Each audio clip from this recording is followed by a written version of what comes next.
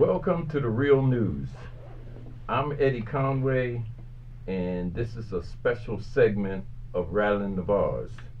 And I have with me today a number of brothers and sisters that's going to discuss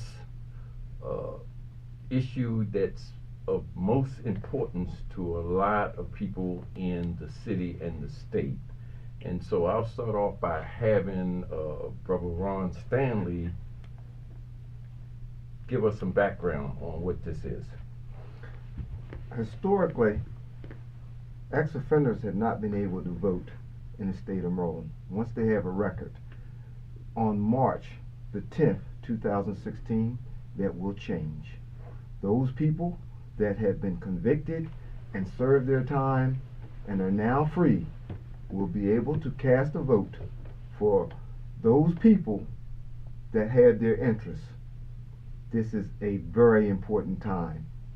Over 40,000 people throughout the state of Maryland have been denied the right to vote for years. But now that will change.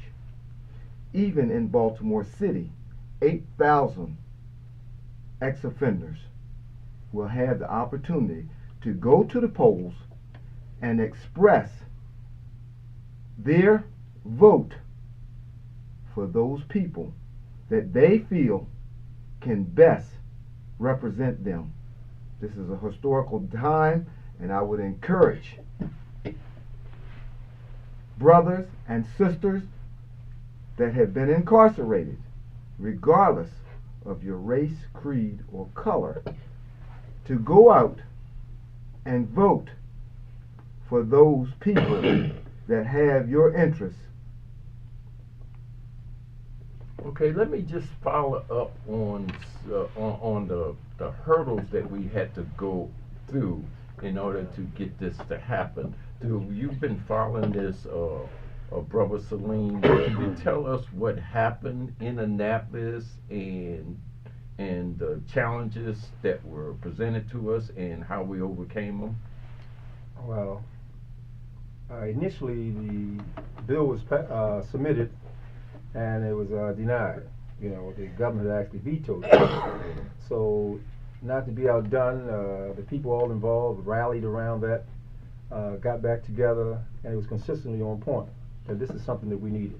This is something that we should have had. It was a right. And so they rallied, and I was able to convince other senators to participate. And second time around, you kind of overwhelmingly passed.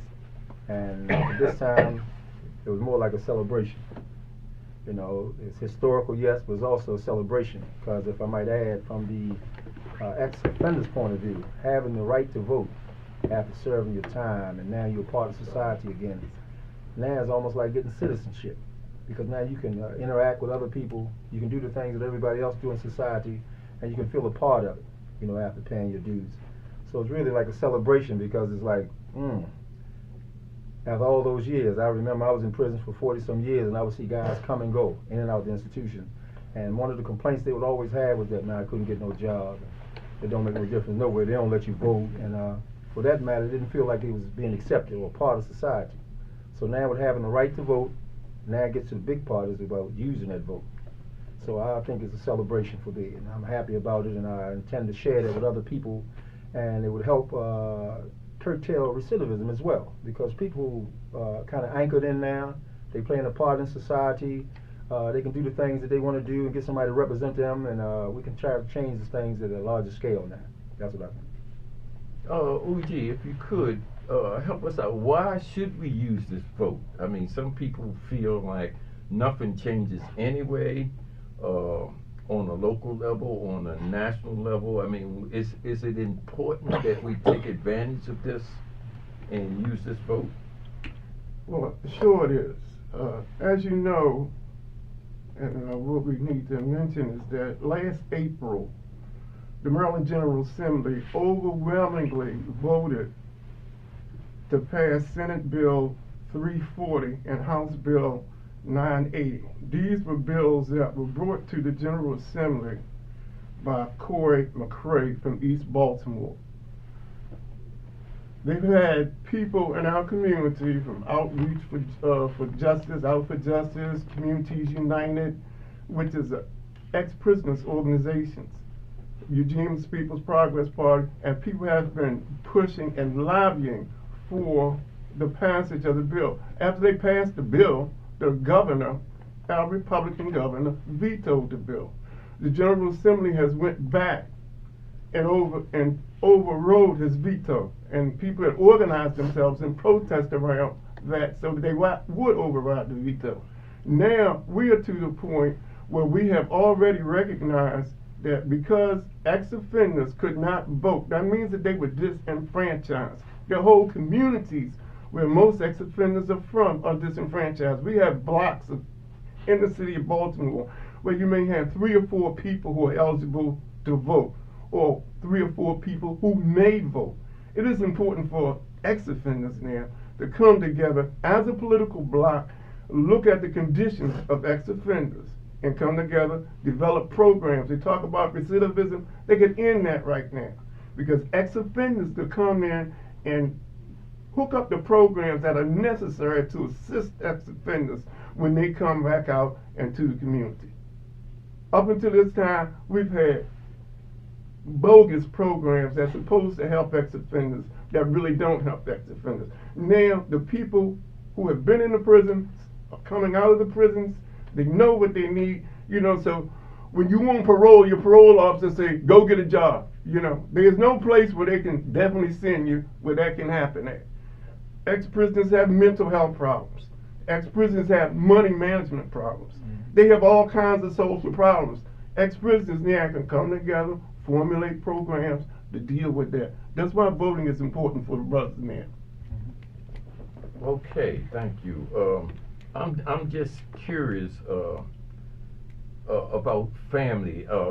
I spent 44 years in the prison system myself, and one of the things that we always used to do is we would ask people in our family to be surrogates for us, to vote for this person or that person that has something in our interest. And of course that takes away their vote. If they're voting for us, they can't vote their conscience and they can't use that vote. Now we're in a position to work together with our families. DeWanda, why do you think family members should also help in organizing a voting bloc that would change conditions? You have a loved one in the prison system yourself, right? Yes, because I have a son that's in prison, and he has all of the issues with voting, getting a job, getting an apartment. So this is like a step for him to be able to be a part of the process of making changes, because it makes them depressed when they can't function as normal people, like regular people, because they already done their time. They shouldn't be still punished when they come out into society. I'm just, Joel, I'm just curious because earlier in my office we had a discussion about the value of voting or not voting. I mean, how do you feel about this? I mean, I know you've kind of like looked at it and changed, but initially, how did you feel about it, and how do you feel about it now? That's a good question, because as I had mentioned to you, this is the first time that I've really had to consider all of these different aspects of approaching change. And what really, I guess, made it most vivid to me is when you mentioned the statistic of the United States representing 5% of the world's population, but 25% of its prisoners. I started doing the numbers, and that's a large number of people. Like you said, 8,000 here in Baltimore, that's a lot of people. So as a voting bloc, it is powerful. What I was thinking coming up to this day, I was considering how a lot of literature and just my philosophy in general has been that the electoral process is like that's the standard of how it is that people are people's opinions are represented, and in a way it kind of lends to the credibility of the entire system, to be part of the voting process, as if it's not a hypocritical process to begin with. But the reality is that, I mean, it's a large number of people that we're talking about, and that if in voting, having a large influx of people who are suddenly becoming aware enough to vote and to make that vote matter, it can make a difference, you know, especially together with all of the other ways that we're trying to push our agendas and ways to improve conditions in our communities. It's a large number of people that need to be mobilized to make votes, to put people in offices that can actually push our agendas for us, and we can support them, you know. And so in that way, I've come from a place of feeling that it's pointless to be part of any type of voting system, to recognizing the masses of numbers of people who they don't expect to be part of the voting system that can actually make a difference, surprisingly, when we say, you know what, all 8,000 of us are about to vote for this one person. You know? That's and that's a good point there. Herc, what's some of the things that's being blocked from us as ex-offenders that we can't do, you know, license, bonding, employment-wise, just housing? I mean, can you talk about some of that, because you spend a considerable amount of time also behind the walls? Yes, I did. The issues that be blocking, that hinders ex-offenders and whatnot, is that people got a picture of ex-cons, for lack of another word, ex-cons, meaning, you know, you're in the negative. And when you go to apply for a job and you mention you're an ex-offender, you are denied that, because people are scared, they don't know. And we don't have the unity. We have the unity, but we can't extend it to the people that don't know what's going on with incarcerated people and people that's being released from institutions. So I think with this new situation for registration, elections and whatnot, that can be our voice, and that's what elections supposed to be about, people to represent you when you can't represent yourself. You know, so it's very important that this voting thing has taken place, and you will see some very serious changes within the system and on the outside too, so people can progress and move on with their lives. You know. Well, you know, one of the things that happens is that our vote is always taken for granted. I mean, not necessarily ex-offenders or ex-convicts. I like the convict thing too. Yeah. But as people of African American descent, you know, it's always considered that we're going to vote for the Democratic Party, or we're going to vote for the machinery.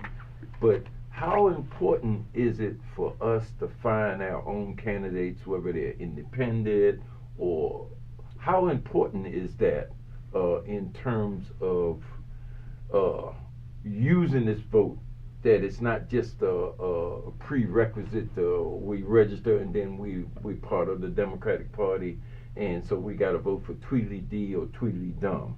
How important is it for us to find somebody that represents what we want to represent? Can you, not being a prisoner, address that? I think that it is very important for us to use the resources that we have available to us, because we didn't always have access to these resources, and expound upon them the best that we can, because we already understand we're not working within a fair or just system. You know, regardless of whether you go at it politically or whether you go at it rebelliously, you know, they've always had something in place to implement to cease, you know, the progress of certain cultural movements for black people.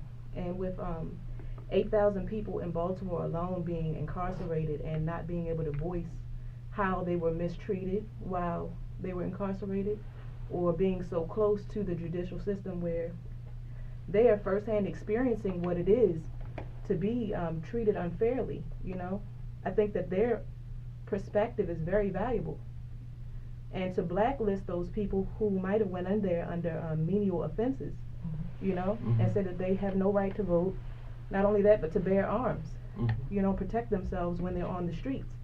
You know, to take away all those rights and liberties from people. I think that's the goal and that's the aim, because most of the people getting incarcerated are people of African descent.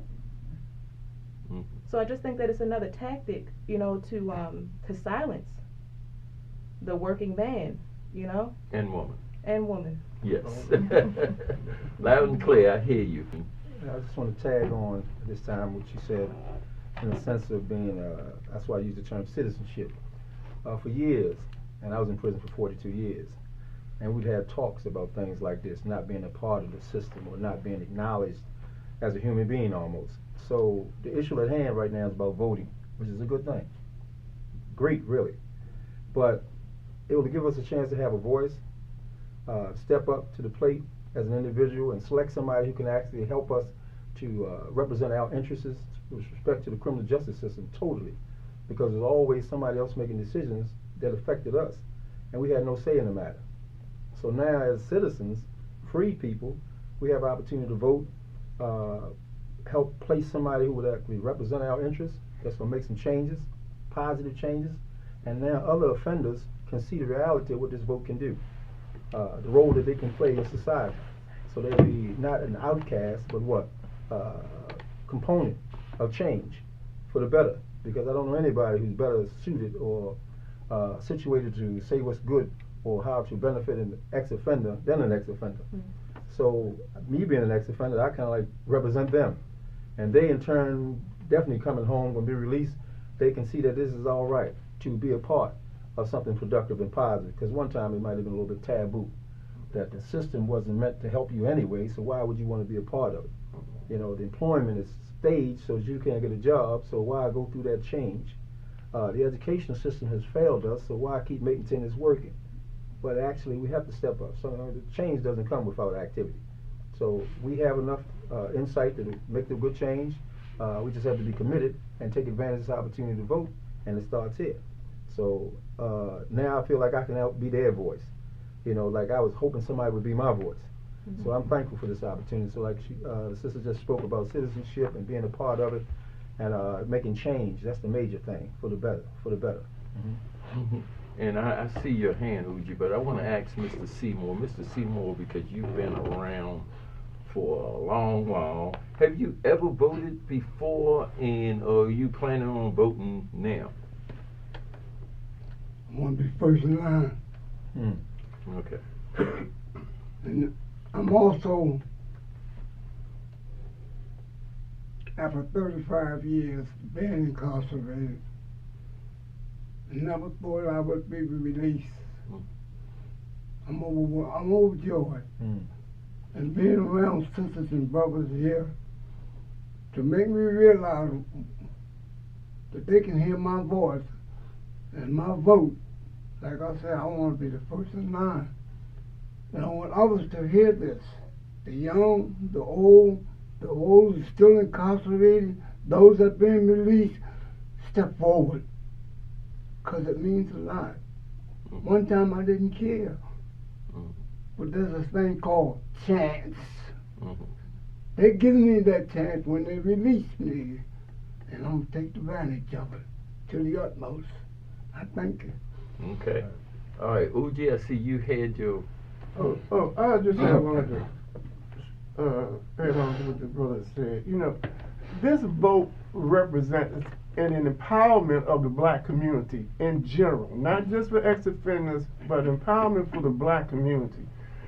The black community have a poor voting record.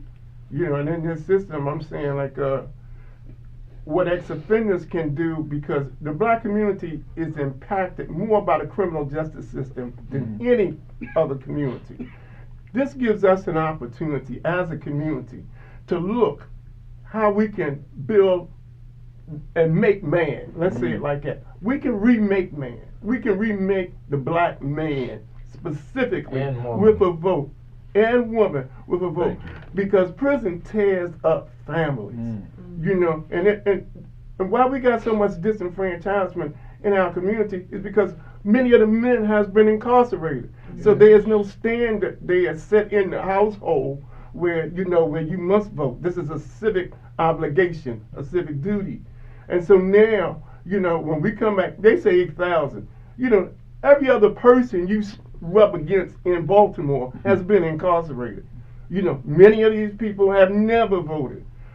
This is an opportunity for people who have been out on the street a long time now to go get a voter's card and look and see how they can align themselves with other people similarly situated to form a power base and to do things in a collective manner. I did 10 years, but when I came home, one of the first things I've done was got a driver's license, a social security card, and a voter's card. Nobody never told me that you can't vote. I just went and got the voter's card. So it ain't like they had people down there standing in the voter's booth or in the election office say, oh, well, you're a felon. Nobody ever said that to me. I mean, the first day I came out, I went and got a driver's license, a social security card, and a voter's card because I needed to have identification. But now the point is that we are empowered more as a community, the black community. Everybody think that say, well, hey, you black, you vote Democratic. We need to be able now to look at what has the Democratic Party done for me. Black people used to vote one time because there was something to gain. Now you just vote because you're black, you're Democrat. You're supposed to vote like that. Now we need to be able to sit down and do some constructive thinking. If this party is not doing what we need, then we need to create parties and candidates who will do what we need. We need to celebrate the brother Corey McCray who pushed this initiative so that the bill could get passed, and give recognition to the people who stood even after the governor had vetoed it. People say no. We got too many people, in our household. Almost in every household, you got someone who's been incarcerated, who can't vote. We need that power. Now is the time to seize that power, because we could go ahead and make some serious changes in the African American community. Okay, Ron, you wanted to say something? I want to applaud the senators, the delegates, and the city council, and all the people that were inspirational in allowing this vote to go forward. The vote is a vehicle for change, and this is very important. This vote is powerful. I want everyone who has not had this right to vote to come out on March the 10th and vote and continue to vote. In the prisons, we had self-help groups, and that's what people did. They tried to help themselves based on the purpose of that particular organization. Well, as ex-offenders here in the community now, in order to help ourselves, we need to elect people that have our interests at heart. Those who have care and concern for us, meeting our needs, helping us solve our problems, help us achieve our goals. Not just because, but because they have our interests. Okay, and I'm going to make a little statement, and then we're going to wrap this up because we're on a meter, we're on timers, etc. One of the things I keep raising the issue when the conversation comes up about men need to do this and men need to do that. I've raised the issue about men and women because, unbeknownst to a lot of people, black women is the fastest growing prison population in America. And in fact, in some states, there's more black women in prison than other countries around the world. Wow. And this is what's happening. They've taken the men off the street, and now they're after the sisters. And the sisters are going in and doing time, harder time than us in most cases. And they're coming out, and they need to be involved in this process, and they need to be engaged as well. So I'm encouraging brothers and sisters to get down there on March the 10th, register, and then on the primary or whenever that is in April, go vote. When the general election is, get out there and vote. And vote for somebody that's representing your interests and the interests of prisoners. Because one of the things that's happening, even today as we sit here, there's no toilet facilities in one of the major prisons in Jessup, Maryland. The hundreds of prisoners has got to use 2 porta potties. They're drinking water that's infested with feces and other things. And it's unsanitary, but they have no voice. When we didn't have a voice, we cried out for people outside to be our voice.